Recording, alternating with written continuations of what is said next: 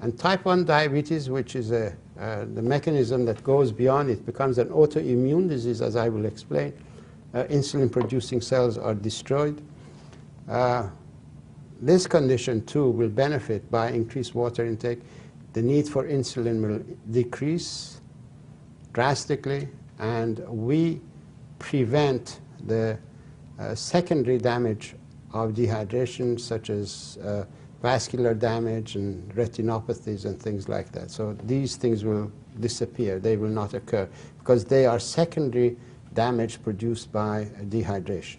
Autoimmune diseases are insulin-dependent diabetes, just I explained, neurological disorders such as multiple sclerosis, amyotrophic lateral sclerosis, Parkinson's disease, lupus, muscular dystrophy, chronic fatigue, Hashimoto's disease, a whole lot of other conditions are produced as a result of a cycle that begins to establish in an area.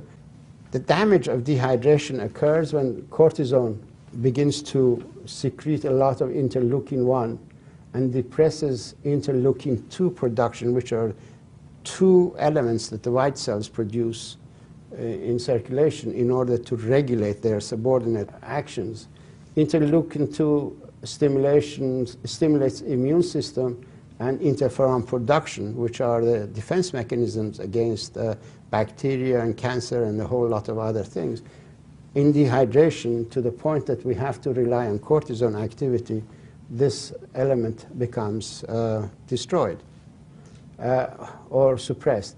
Interleukin-1 is responsible for mobilization of elements from the body tissues themselves. This is a slide that I need to explain to you. Vasopressin, that I showed you earlier, is a cortisone release factor.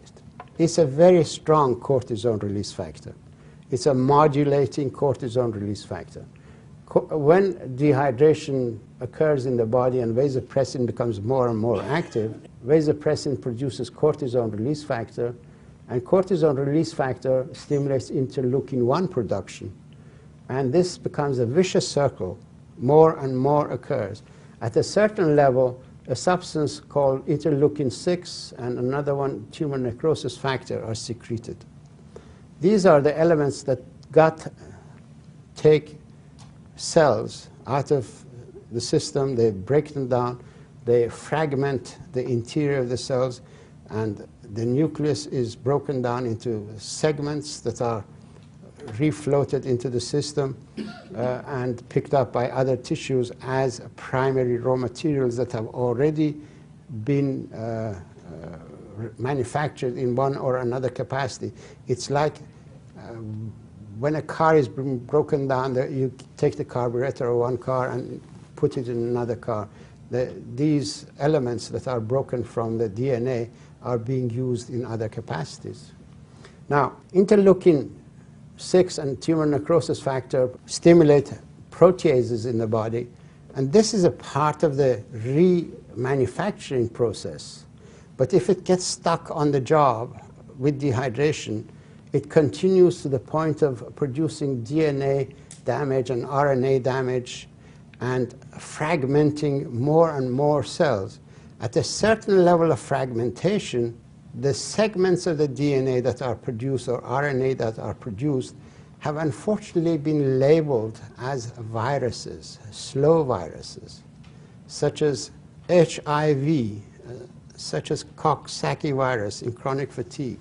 In AIDS, when they cultured the cells that are producing AIDS, they gave the cells interleukin-6 extensively and harvested the virus. So they were fragmenting the DNA. That's what interleukin-6 does. It does it actually in insulin, breaking down the beta cells. Interleukin-6 breaks down the beta cells and produces the type 1 diabetes. Now, in HIV commercialization, they don't say that they produce the virus with interleukin-6. But in the culture medium, when they gave these cells one of the essential amino acids that I showed you that become deficient, they gave these culture cells cysteine. These cells didn't produce any more virus. So HIV virus is produced when the cell is deficient of an element, such as cysteine and zinc. Now, they have converted this half science into a money-making and people-killing process we call AIDS research.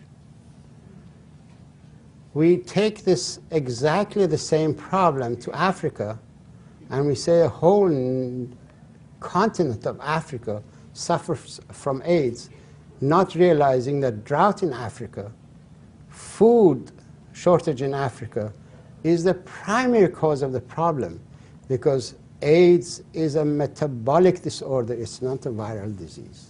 I've said that a long time ago. I've said it in scientific language. I've explained this process in scientific language. And the section is in my book, Your Body's Many Cries for Water. It is on my website, watercure.com, so that the world will know AIDS is a fraud.